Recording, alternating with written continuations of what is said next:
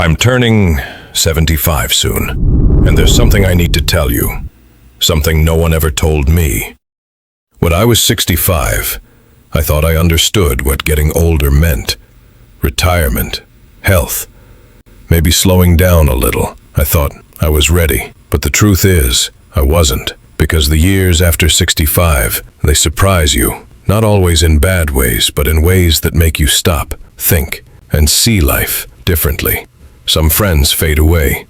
Your body starts whispering things you never used to hear. And time, it begins to move in a new rhythm.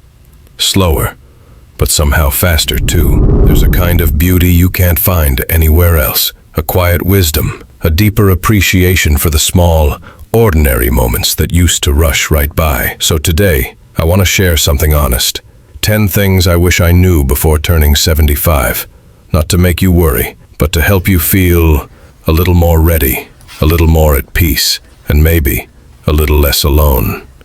Whether you're approaching 75 yourself, caring for someone who is, or just wondering what these years really look like, this is for you. Because these lessons, they're not easy, but they're real. And if you stay with me till the end, you might just see aging and life itself in a whole new light. Let's begin. The first thing I wish I knew is that your body becomes the loudest voice in the room, and you can't ignore it anymore. Back in my 60s, I could push through things. A bad night's sleep, a sore back, a little stiffness in the morning. I'd just keep going. But somewhere around 72, that changed. My body started speaking up, louder, more often. And at first I resented it. I felt betrayed, honestly, like my own body was letting me down. But here's what I've come to understand. Your body isn't betraying you, it's trying to protect you. Every ache, every wave of fatigue, every moment when you need to sit down a little longer, it's your body saying, please, listen to me now. And the truth is, if you fight it, you lose. I have a friend, Chloe. She turned 74 last year. She'd been having chest pains for a few weeks, but she kept saying, I'm fine, it's just stress. Until one morning, it wasn't just stress. She ended up in the hospital, a heart attack. She survived, thank God, but it was a wake-up call for all of us. We can't afford to brush things off anymore. So here's what I do now, and what I wish I had started doing earlier. I listen, not with fear, but with respect. When my knee hurts, I rest it. When I'm tired, I don't force my way through the afternoon. I take a nap. I go to every doctor appointment, even the ones that feel unnecessary. And I keep a small notebook where I write down anything unusual. Not to worry over it, but to bring it up calmly at my next visit. Because our bodies, they're doing their best. They've carried us this far, and now they need us to work with them, not against them. If you're entering this decade, please remember this. Your body will demand your attention, and that's not weakness, that's wisdom. You know, one thing I wish I had understood earlier is that as we age, our circle of relationships shrinks. Initially, questions arise. Why is this happening? Have I changed? Do people not like me anymore? But the truth is something else. Life slowly sorts itself out. Some friends go back to their families. Some depart from this world. And some simply drift apart with time. And yes, it's not easy. Sometimes my heart aches. I even feel a little lonely. I still remember my 70th birthday. The house was full that day. About 30 people came. Neighbors, church friends, old co-workers, family members. But last year, when I turned 74, there were only 8 people. Just 8. At first, I felt very bad. The same question kept coming to my mind. Where have all the others gone? Then one day, when I was calm, I thought, those who remain are the real ones. Those who ask how I am. Those who care about my health. Those who sit with me without saying a word when I'm feeling heavy. Then I realized, it's not important to have a lot of people. It's important to have the right people. Before, I used to accept every invitation. I would attend every party, every gathering, every meeting. I don't do that anymore. Now, I'm a little more selective, because every meeting takes a little energy, and I want to keep my remaining energy for the people and moments that truly bring me peace. So if you too feel that your circle is shrinking and it's making me sad, remember one thing. It's not a bad sign. You're not losing your people. You're finding your true people. Sometimes it takes just 2 or 3 souls who truly understand you. And frankly, that's enough. That's more than enough. This is a bit heavy, but true. As we age, grief, or should we say mourning, becomes a part of our lives. Now we lose people not just occasionally, but frequently. Friends, siblings, and sometimes even life partners. Before, grief used to come in waves, sometimes suddenly, sometimes temporarily. Now it feels like it's living with us, quiet, but always present. 2 years ago, I lost my older brother. He was 72, suddenly suffered a heart attack. Then last year, my oldest friend, Michael, we'd been together since we were 20. Cancer took him from me in just 6 months. My wife is still with me, thank God, but I see she's not the same as before. She's slowly growing tired, and sometimes, when I can't sleep at night, I just think, how much time do we have left? It's not fear, nor despair, it's just the truth, and no one tells us how to live with such deep grief. But I've learned one thing, don't try to escape this grief, just learn to live with it. Don't erase the memory of those people, but honor them by remembering them. Tell their names, speak about them, make their memory a part of your compassion, your love, and your gratitude. I have a small photo album of all those who are no longer here. Whenever my heart feels heavy, I take it out. I look at their faces. I softly say their names. And you know what it does? They don't return, but they remind the heart they really existed, they mattered, and they still live on in my every memory, every breath, every smile. If you too are going through the pain of losing someone close right now, I just want to say, I understand. It's okay to be sad. It's okay to miss someone, and it's okay to move on, even if they're no longer with you, because true relationships never end. They just live on within us in a new form. I realized this a little late, that our independence, the power to live our lives our way, isn't as strong as we think.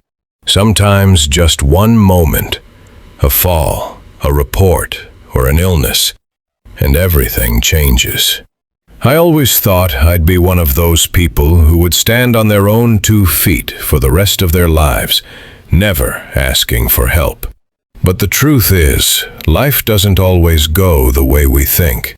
My neighbor was Tom, 76 years old, a very active, smart, and do-it-yourself person. He used to drive himself everywhere. But then one day, he had a stroke. Everything changed in just a week. He went from his home to a hospital room. He needed 24-hour care. So quickly. And in that moment, I realized this could happen to me, with any of us. Then I did something. It was difficult, but necessary. I sat down and talked openly with my children. I told them that if I were ever unable to live alone, where would I want to live? What kind of care would I need? Who would make the decisions if I couldn't make them myself? That conversation wasn't easy. My daughter had tears in her eyes. My son tried to change the topic, but we spoke clearly. And now, it's all written down. There's a plan. And to be honest, I feel lighter now than ever. I also made some changes to the house, installed grab bars in the bathroom, increased lighting in the hallways, and those little rugs I loved so much. I removed them because they were a slipping hazard. All of this isn't about giving up, it's about wisdom, because true independence doesn't mean doing everything alone, but rather preparing yourself to be able to live on your own for as long as possible. If you haven't had these conversations with your family yet, then I just want to say, don't wait. This conversation may seem difficult, but it's a gift to yourself and to those who truly love you. The fifth thing I've learned is that time moves faster than ever before, a lot faster. It sounds strange, but it's true. Days blend into each other now. Weeks seem like mere days, and months pass in an instant. You don't even realize when a year has passed again. I remember when I was young, summers never seemed to end. A year seemed so long. Now it's just a blink of an eye, and Christmas is here again. Sometimes it's frightening. It feels like time is slipping away, as if there's so much left to do, and time keeps running, without stopping, without pausing. But gradually I realized one thing. If time doesn't stop on its own, then we have to stop it intentionally. We have to create moments ourselves, where we are fully present.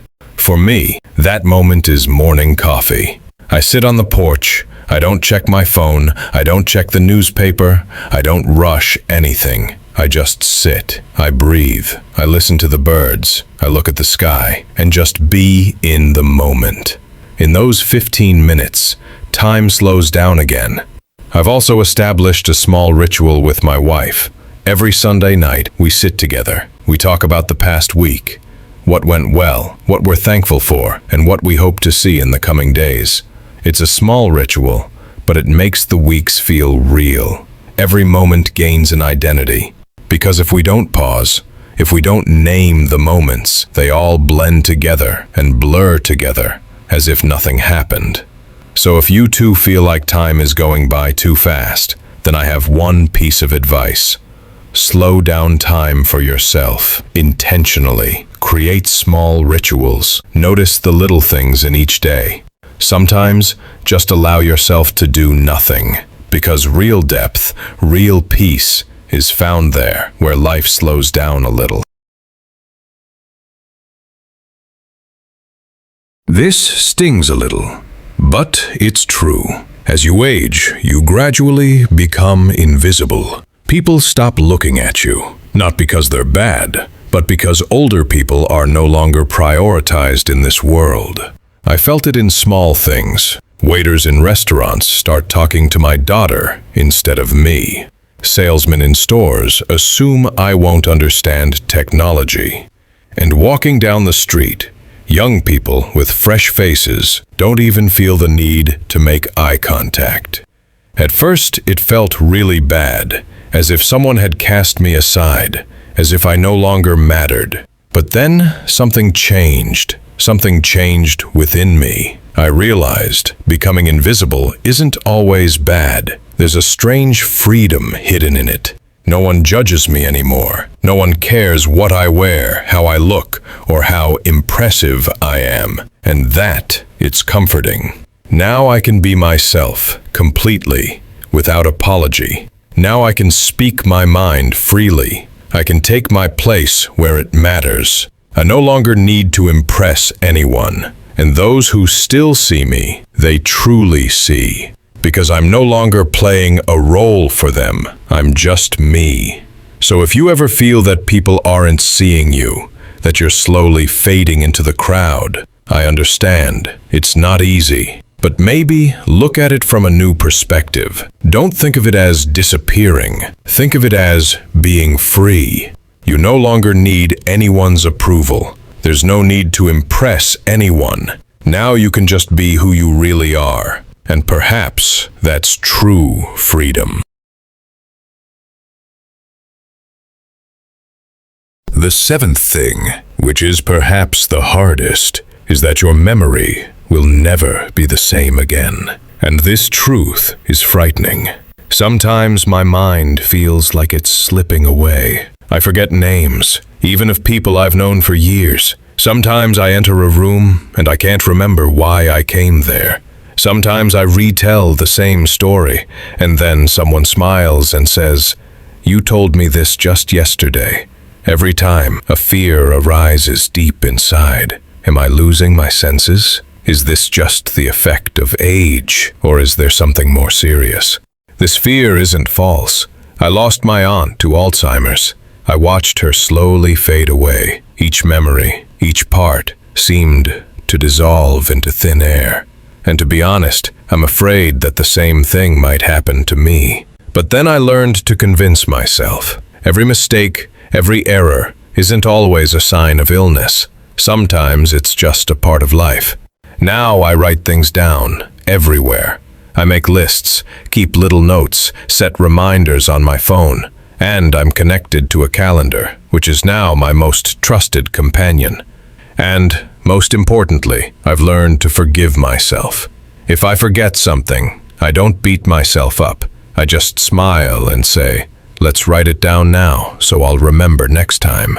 I also keep my mind alive. I read, learn new words, solve puzzles. I know this doesn't guarantee anything, but it helps me realize that I'm still active, capable, and engaged with life. And if that day ever comes, when all this won't just be forgotten, but will escalate into something more, then I've talked about that too. I've told my family everything, my fears, my desires, everything, and that gives me some peace of mind. If you're going through this too, remember, you're not alone. Don't suppress the fear. Talk to your family, talk to your doctor, because this fear becomes even heavier when we carry it alone. Eighth thing, I regret it. But it's not for the mistakes we made, but for the things we never did. I regret that when I was young, I didn't travel more. I regret that I didn't say I love you to my father more often. He's been gone for 15 years, and it still lingers in my heart. I regret that I never learned the piano. I always said, I'll learn it someday, and now my hands don't support me as well. So I'll just say this. If something is in your heart, do it now. Don't wait for tomorrow. Travel, talk, try. Because as we grow older, the only regret is what we didn't muster the courage to do. Ninth thing, you will need help. And admitting this is the hardest thing to admit. I was always the one who helped others, the one everyone came to for advice, the one who was strong. And now I ask for help myself. The lid won't open. My hands get tired from carrying things. And sometimes I need someone to accompany me to the doctor. And to be honest, it feels like giving up, as if I've become a burden on someone. But now I understand. Accepting help isn't a weakness. Instead, it gives others a chance to give back. When my daughter helps me, there's a sense of relief on her face. She feels good that she could be of use to me. When my neighbor helps me mow the lawn, there's a smile on his face. Because people want to feel important. They want to connect. And when you ask for help, you give them that opportunity. So, if you're hesitant, I understand. But try it. Start small. Ask someone for some simple help and see how it feels. Because the truth is, you've spent your whole life being someone's support. Now it's time. Let them be your support. But yes, be careful not to become too much of a burden on anyone. And perhaps most importantly, life is still beautiful. Yes, it's not the same anymore. Everything is a little slower now, a little quieter, a little smaller, but it still has moments that fill the heart. When the morning sun shines in through the window, when your grandchild's laughter echoes through the room, when your partner's hand is still in yours, or when the aroma of your favorite meal wafts through the kitchen, all of these are still there. And now they matter more than ever. because now we know these moments won't last forever. So now we feel them, pausing with all our heart, and we are grateful for the things we still have, not for the things we've lost. I wish I had understood this earlier. I wish I hadn't wasted so much time worrying about aging and had lived what I had more deeply. Because the truth is, every age has its own unique beauty. All that's needed is to see it with a little love in the eyes. Things I wish I had learned before I turned 75. I won't lie, this decade hasn't been easy. At times it's been more difficult than expected, but at the same time, it's also been very full, filled with love, filled with lessons, and filled with moments that I wouldn't want to miss at any cost. If you're also walking this path, or even just close to it, then hopefully these lessons will prepare you a little more, make you feel a little less alone. And most importantly, remember, you're not just alive, you're living, and that's what matters. If these lessons touched you, come and tell me in the comments below. What have you learned at this age? Or is there something you wanted to know earlier? And if you haven't already, subscribe to the channel, because I'll be right here, sharing these experiences, walking this path with you. Take care of yourself, and remember, you're not alone. I'm right here. We're all together.